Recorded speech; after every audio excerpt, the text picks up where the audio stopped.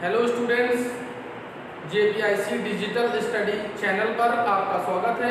विद्यार्थियों, पिछली क्लास में हमने संयोजकता के बारे में पढ़ा था। आज की इस क्लास में हम पढ़ेंगे किसी भी तत्व की इलेक्ट्रॉनिक संरचना के बारे में। इसको पढ़ने से पहले हमको जरूरी होता है कि हम ये जान लें कि किसी भी परमाणु के बाहर जो कक्षाएं होती हैं उनमें जो है इलेक्ट्रॉनों के वितरण की प्रणाली क्या है, मतलब इलेक्ट्रॉन जो है किस प्रकार से जो है वितरित किए जाते हैं और उनका फंक्शन क्या होता है। और इलेक्ट्रॉनिक संरचना में जो हम किसी तत्व का बनाते हैं उनमें जो इलेक्ट्रॉन्स होते हैं वो किस प्रकार के इलेक्ट्रॉनों को हम दर्शाते हैं। तो आइए हम देखते हैं सबसे पहले परमाणु संरचना के माध्यम से इलेक्ट्रॉनों का विभिन्न प्रकार की कक्षाओं में वितरण। इसे हम इलेक्ट्रॉनिक विन्यास के नाम से जानते हैं, इलेक्ट्रॉनिक विन्यास के नाम से, इलेक्ट्रॉनिक विन्यास। विद्यार्थियों, जैसा कि आप जानते हैं कि परमाणु के नाभिक में, मान लीजिए ये क्या है, हमारा नाभिक है, परमाणु का नाभिक है और नाभिक के चारों ओर स्थित कक्षाएं होती हैं।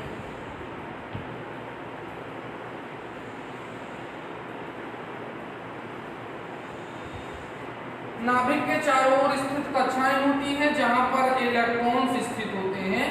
नाभिक में प्रोटॉन और न्यूट्रॉन पाए जाते हैं, जबकि इलेक्ट्रॉन क्या करते हैं, यहाँ पर चक्कर लगाते हैं। तो इलेक्ट्रॉन के वितरण की प्रणाली क्या है, इसके बारे में हम पहले चर्चा करेंगे। तो विद्यार्थियों, पहले हम जान लें जो परमाणु का सूक्ष्म भाग होता है जहाँ पर प्रोटॉन और न्यूट्रॉन पाए जाते हैं, नाभिक कहलाता है। और कक्षाएं क्या कहते हैं, कक्षा किसे कहते हैं, कक्षा। हमने आपको जो है जो आज डिटेल्स भेजी गई है उसमें कक्षा क्या होता है इसके बारे में जान लेते हैं। तो किसी भी नाभिक के चारों ओर का वह त्रिविम क्षेत्र, त्रिविमामय क्षेत्र जहां का कोणीय संवेग, किसी भी नाभिक के चारों ओर का वह त्रिविम क्षेत्र जहां पर इलेक्ट्रॉनों के चक्कर लगाने का जो कोणीय संवेग होता है, या किसी नाभिक के चारों ओर का वह त्रिविम क्षेत्र जहां पर चक्कर लगा रहे इलेक्ट्रॉनों का कोणीय संवेग NH/2 पाई का वास्तविक गुणांक होता है H/2 पाई, या हम NH/2 पाई कह सकते हैं। NH/2 पाई का वास्तविक गुणांक होता है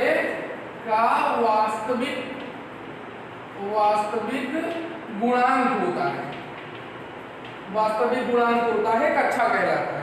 और कक्षक किसी भी नाभिक के चारों ओर का वह त्रिविम क्षेत्र जहां पर इलेक्ट्रॉनों के पाए जाने की प्रायिकता, इलेक्ट्रॉनों के पाए जाने की प्रायिकता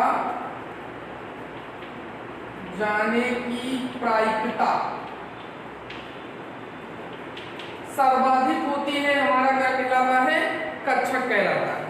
अब कक्षाएं जो हैं जो विभिन्न प्रकार की होती हैं, जिसमें पहली कक्षा को हम क्रमशः K के नाम से, दूसरी को L, तीसरी को M और चौथी को N के नाम से जानते हैं। पहली कक्षा को क्या कहते हैं, K, L, M, N, पहली, दूसरी, तीसरी और चौथी, जिन्हें क्रमशः N से प्रदर्शित किया जाता है, N से प्रदर्शित किया जाता है। प्रत्येक ये हमारा क्या हो गया, कोश हो गया, इसे हम कक्षा कहते हैं। कक्षा को हम क्या कह सकते हैं, कोश कहते हैं। प्रत्येक कोश का उपकोश होता है, प्रत्येक कोश का उपकोश होता है।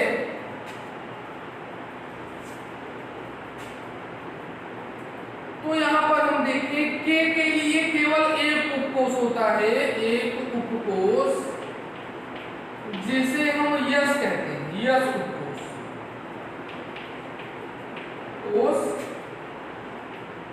उपकोष मुख्यतः 4 प्रकार के होते हैं। 4 प्रकार के होते हैं, S, P, D और F। S, P, D, F ये 4 प्रकार के उपकोष जो है, और ये 4 प्रकार के क्या है हमारे कोष है। तो सभी कोषों में ये चारों कोष नहीं पाए जाते हैं, सब कोषों में निर्धारित कोष होते हैं। जैसे K में केवल 1 कोष होता है, L में केवल 2 होता है, M में केवल 3 होता है और N में 4 होता है। तो यहाँ सिर्फ एक S कोष, यहाँ S और P दोनों पाए जाएंगे। यहाँ पर क्या होता है S, P, T तीनों, और S, P, T और F, S, P, D और F। तो इस प्रकार से सभी में उपकोषों में उपकोषों की संख्या जो है निर्धारित होती है। किसी भी उपकोष में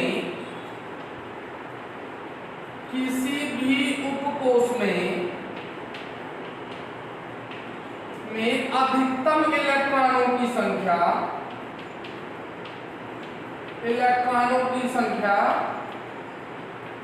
2n² हो सकती है। क्या हो सकती है? 2n² हो सकती है। तो अगर हम k की बात करें तो k इक्वल टू क्या होता है 1 होता है, तो 2 × 1 का स्क्वायर इक्वल टू 2। तो मैक्सिमम जो इलेक्ट्रॉन होगा k में वह 2 होगा, और चूंकि एक उपकोष पाया जाएगा इसलिए S में भी मैक्सिमम कितने इलेक्ट्रॉन होंगे? 2 ही इलेक्ट्रॉन हो सकते हैं। अब हम दूसरे की बात करें, L इक्वल टू 2 होता है। यहाँ पर हम क्या करेंगे 2 × 2 का स्क्वायर, तो हो जाएगा 2 × 2 = 4, 4 × 2 = 8। मतलब कि यहाँ पर जो है मैक्सिमम L में 8 इलेक्ट्रॉन हो सकते हैं। यहाँ 8 इलेक्ट्रॉन, तो S में मैक्सिमम कितने इलेक्ट्रॉन हो सकते हैं? 2। तो S में 2 हो जाएगा, और P में कितना बचा है यहाँ 6, तो P का क्या हो जाएगा 6 इलेक्ट्रॉन हो जाएगा। इसी प्रकार से यहाँ जो है 18 इलेक्ट्रॉन होंगे, तो P में मैक्सिमम 6 इलेक्ट्रॉन हो सकते हैं। P में मैक्सिमम 6 इलेक्ट्रॉन हो सकते हैं। तो यहाँ S में 2, P में 6 और बचे कितने 10, तो D में क्या हो जाएंगे 10 हो जाएंगे। इसी प्रकार से S में 2, P में 6 और D में 10, F में 14। तो इस प्रकार से N में मैक्सिमम 32 इलेक्ट्रॉन, M में मैक्सिमम 18 इलेक्ट्रॉन, L में मैक्सिमम 8 इलेक्ट्रॉन और K में मैक्सिमम 2 इलेक्ट्रॉन हो सकते हैं। इन्हीं विधियों के अकॉर्डिंग सबसे पहले जो इलेक्ट्रॉन भरा जाएगा तो वो K में भरा जाएगा। अगर K से इलेक्ट्रॉन बचता है तब P में भरा जाएगा, और P से जब बचेगा तब D में भरा जाएगा, और D से जब बचेगा तब F में भरा जाएगा। किसी भी तत्व का अगर हम इलेक्ट्रॉनिक विन्यास निकालें तो हाइड्रोजन का परमाणु एक है, इसमें एक इलेक्ट्रॉन और एक प्रोटॉन पाया जाता है, और इसका एक ही इलेक्ट्रॉन है, तो पहला किसमें जाएगा K में जाएगा। तो यहाँ पर हो जाएगा 1। अगर हम K के उपकोष में पहले भरेंगे तो हो जाएगा 1s1। 1 मतलब K, S क्या है इसका उपकोष है, और इलेक्ट्रॉन कितने हैं 1 है। इसी प्रकार से हम हीलियम का अगर लें तो हो जाएगा 1s2। लिथियम का अगर लें 3 तो हो जाएगा 1s2। अब ये जो है कोष भर गया है, अब कौन सा आएगा L वाला है, KL आएगा। तो यहाँ पर हो जाएगा L में कितने इलेक्ट्रॉन बच रहे हैं, तो यहाँ 2 मतलब L, और L का S जो सबसे होगा वो है, और यहाँ पर कितने इलेक्ट्रॉन होंगे 1 इलेक्ट्रॉन हो सकते हैं। मतलब इसमें बचा है 1 इलेक्ट्रॉन हो तो 1 इलेक्ट्रॉन इसमें चला जाएगा। इस प्रकार से किसी भी जो है तत्व के परमाणु में इलेक्ट्रॉनों को वितरित कर सकते हैं। जैसे सोडियम का होता है परमाणु क्रमांक 11, यहाँ पर K में 2 हो जाएगा, L में कितना हो जाएगा 8, L में 8, और M में कितना इलेक्ट्रॉन बचा 1। तो इस प्रकार से हम अगर करें तो -2, 2s2, 2p6 और 3s1। तो यहाँ पर जो है हम इसका इलेक्ट्रॉनिक विन्यास इस प्रकार से कर सकते हैं। अब हम इनके इलेक्ट्रॉनिक संरचनाओं की बात करें तो हाइड्रोजन की इलेक्ट्रॉनिक संरचना इस प्रकार से लिखी जाएगी। किसी भी तत्व की इलेक्ट्रॉनिक संरचना उसके बाह्यतम कोश में जितने भी इलेक्ट्रॉन उपस्थित होते हैं या उस तत्व का जितने इलेक्ट्रॉन किसी भी यौगिक के निर्माण में भाग ले सकते हैं उन्हीं को दर्शाया जाता है। जैसे हाइड्रोजन का जो पहला और लास्ट इलेक्ट्रॉन होता है वो एक ही होता है, तो इस प्रकार से दिखाएंगे। अगर हम कार्बन की बात करें, कार्बन का परमाणु क्रमांक होता है 6। अगर हम इलेक्ट्रॉनिक विन्यास करेंगे 1s2 2s2 2p2, तो यहाँ पर मैक्सिमम इलेक्ट्रॉन होता है। तब उसमें कितने इलेक्ट्रॉन हैं? 4। तो कार्बन का जो इलेक्ट्रॉनिक संरचना कार्बन की होगी वो इस प्रकार से होगी। और सोडियम का अगर हम देखें तो सोडियम की भी जो इलेक्ट्रॉनिक संरचना होगी इस प्रकार होगी। अब अगर हम देख लें क्लोरीन परमाणु का, क्लोरीन का परमाणु क्रमांक होता है कितना? 17 का अगर इलेक्ट्रॉनिक विन्यास करेंगे तो 2 8 7 होगा। और इसके बाद अब कोश में 7 इलेक्ट्रॉन हैं, तो इसकी इलेक्ट्रॉनिक संरचना बनाते वक्त हम देखेंगे 1 2 3 4 5 6 1 7। तो इस प्रकार से जो है इसकी इलेक्ट्रॉनिक संरचना हम बना सकते हैं। विद्यार्थियों, आप विभिन्न प्रकार के परमाणु क्रमांक 1 से लेकर के परमाणु क्रमांक तक 30 तक के तत्वों के परमाणु क्रमांकों का इलेक्ट्रॉनिक विन्यास कीजिएगा तो आपको इलेक्ट्रॉनों के वितरण की प्रणाली जो है वो आपको समझ में आ जाए। वह यौगिक जो धातु और अधातु से मिलते हैं या धातु तथा अधातु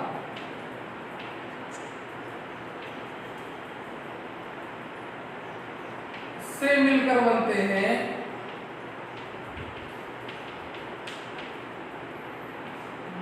हैं, इनका संयोजन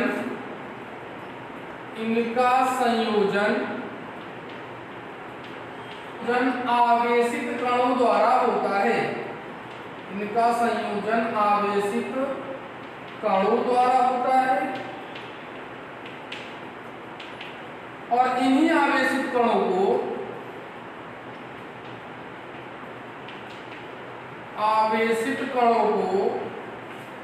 क्या कहा जाता है? आयन कहा जाता है। इन्हीं आवेशित कणों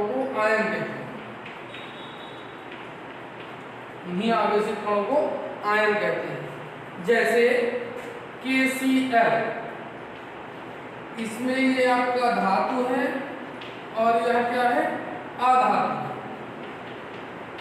जब हम इसको अलग करेंगे तो क्या हो जाएगा? K+ और Cl- में टूट जाएगा। तो इस प्रकार से ये दोनों आयन क्या कहलाएंगे? जो है ये धातु और ये अधातु। तो ये जो है आवेशित कणों के संयोजन से ये हमारा जो यौगिक बना है वो धातु और अधातु से बना है। अब ये मुख्य रूप से आयन 2 प्रकार के होते हैं। पहला है आपका धन आयन। धन आयन क्या होता है? जो इलेक्ट्रॉनों का त्याग करते हैं, जो इलेक्ट्रॉन का त्याग करते हैं, जो इलेक्ट्रॉनों का त्याग करते हैं और जिन पर जो है धनावेश होता है, जिन पर धनावेश होता है वो क्या कहलाते हैं? हमारे धनायन कहलाते हैं। और दूसरा है हमारा ऋण आयन। वह कण या वह आयन जो इलेक्ट्रॉन ग्रहण करते हैं और जिन पर ऋण चार्ज होता है। ऋण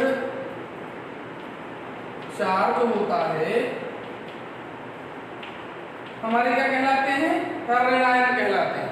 जैसे Cl-, Br- और F- etc. ये सारे हमारे क्या है? ऋणायन। अब हमारा है एक परमाणु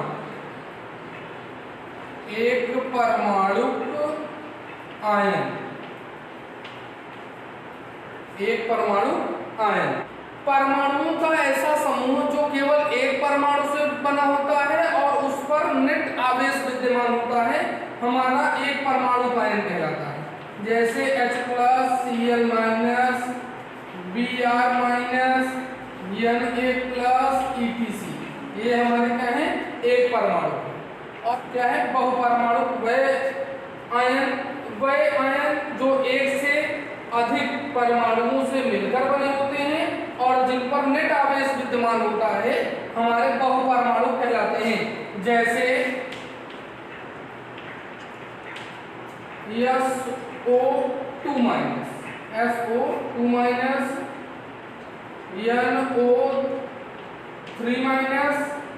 etc। NO3-, SO2-, etc। ये हमारे क्या है, बहुपरमाणु।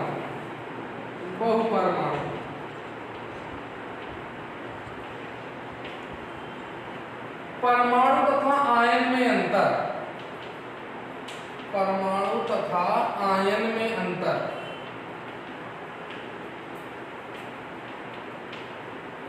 ये परमाणु है हमारा और दूसरा क्या हो गया, आयन।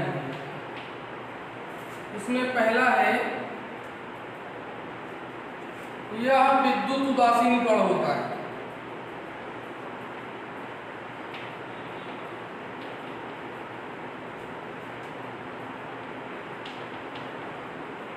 यह विद्युत उदासीन होता है। और यह क्या होता है, विद्युत आवेशित होता है। यह विद्युत आवेशित होता है।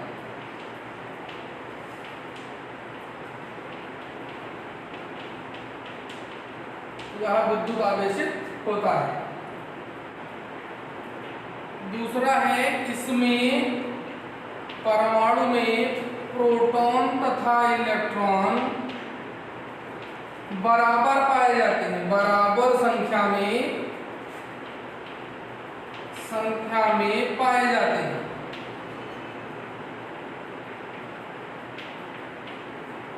और इसमें क्या होगा, इसमें प्रोटॉन और इलेक्ट्रॉन बराबर संख्या में नहीं पाए जाते, बराबर नहीं होते हैं।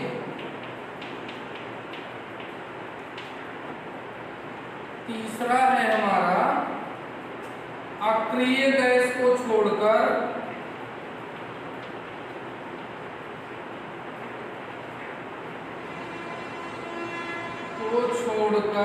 सभी परमाणुओं की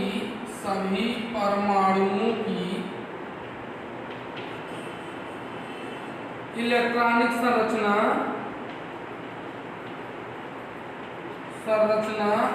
अस्थायी होती है।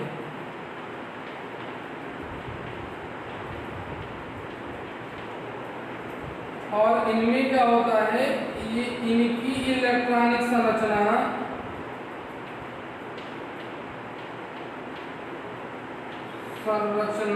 अस्थायी होती है।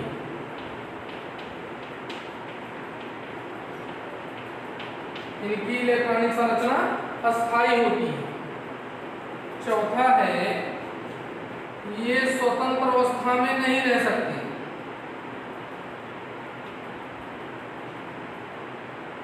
ये स्वतंत्र अवस्था में नहीं रह सकते।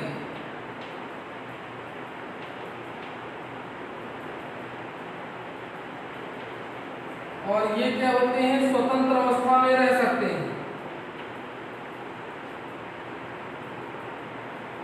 अवस्था में रह सकते हैं।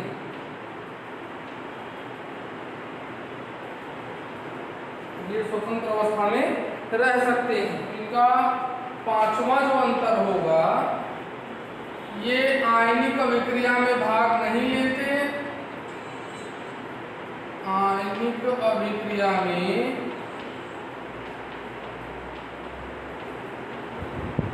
भाग नहीं लेते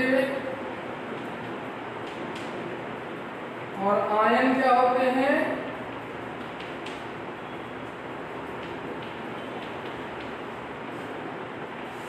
आयन आयनिक अभिक्रिया में भाग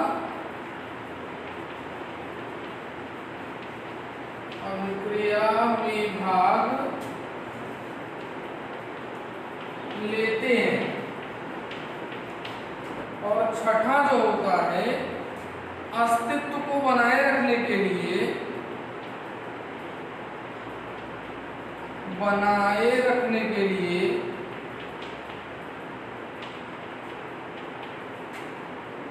इलेक्ट्रॉनों की साझेदारी करते हैं।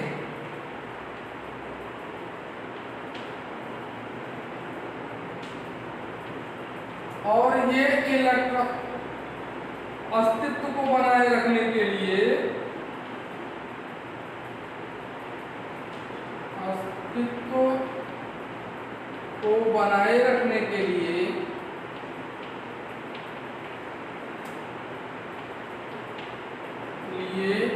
इलेक्ट्रॉन ग्रहण अथवा त्याग करते हैं। तो इस प्रकार से ये अंतर होता है किसी भी परमाणु अथवा आयन में। विद्यार्थियों, आपको जो होमवर्क दिया गया है कि आप जो है एक परमाणु क्रमांक 1 से लेकर के 30 तक के तत्वों के जो इलेक्ट्रॉन्स होते हैं उनका इलेक्ट्रॉनिक विन्यास कीजिएगा। आप वो वीडियो को ध्यान से पढ़िए और आपको PDF दिया जा रहा है, उससे आप नोट्स बनाइए। घर पर रहिए, सुरक्षित रहिए। धन्यवाद।